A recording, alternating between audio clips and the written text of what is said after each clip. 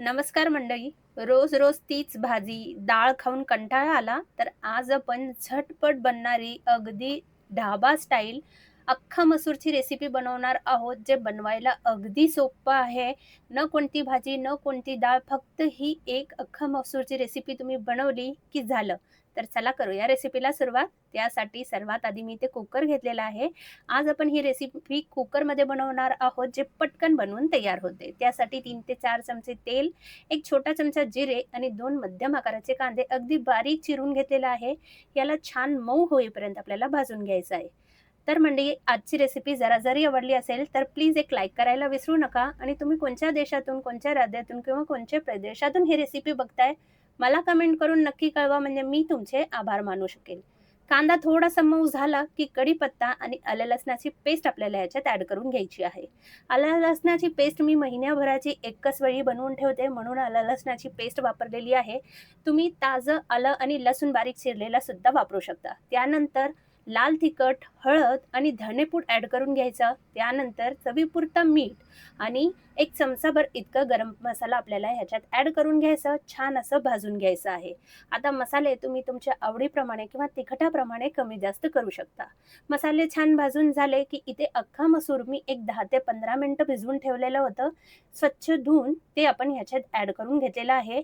त्यानंतर मी इथे एक मध्यम आकाराचा टोमॅटो किसून घेतलेला होता, ते ह्याच्यात ॲड करून घ्यायचं आहे आणि छान याला भाजून घ्यायचं आहे. तुम्ही टोमॅटो अगदी बारीक चिरून सुद्धा वापरू शकता. मी खिसून वापरलेला आहे. छान याला भाजून झालं की 2 कप इतकं गरम पाणी आपल्याला ह्याच्यात ॲड करून घ्यायचं आहे.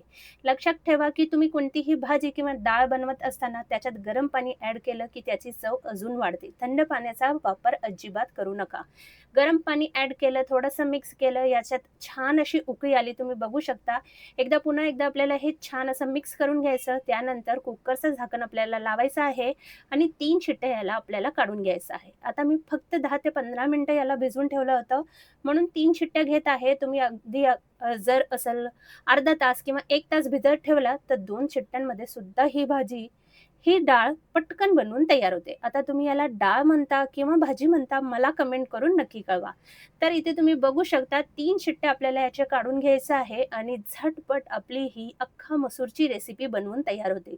ही रेसिपी बनवायला जितकी सोपी आहे आणि खायला तितकीच टेस्टी लागते. तर तुम्ही सुद्धा एकदा नक्की ट्राय करा आणि तुमचा अनुभव माझ्याबरोबर नक्की शेअर करा.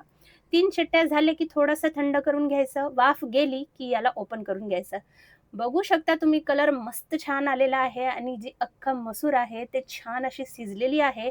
टेक्स्चर बघू शकता, मस्त छान आलेला आहे. आता आपण ह्याच्यासाठी एक फोडणी तयार करून घेऊया. त्यासाठी 2 चमचे तुपाचा मी इथे वापर करत आहे. फोडणीला तूप वापरा, याच्याने ह्याची चव दुप्पटीने वाढतं.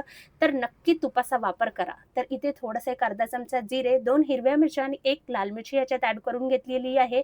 गॅसची फ्लेम बंद करून घ्यायचं आणि काश्मीरी लाल तिखट याच्यात ॲड करून घ्यायचं. म्हणजे जे अख्खा मसूर आपण बनवलेला आहे त्याचा कलर अजून छान येतं. तर हे फोडणी आपल्याला आता याच्यात ॲड करून घ्यायचं. वरून थोडीशी बारीक कोथिंबीर भुरभुरायची आणि लगेचच याच्यावर ताव मारायचा. बघू शकता मंडळी, मस्त छान कलर आलेला आहे आणि खायला सुद्धा तितकीच टेस्टी लागते. कोणतीही तुम्हाला इथे डाळ किंवा भाजीची अजिबात गरज नाहीये.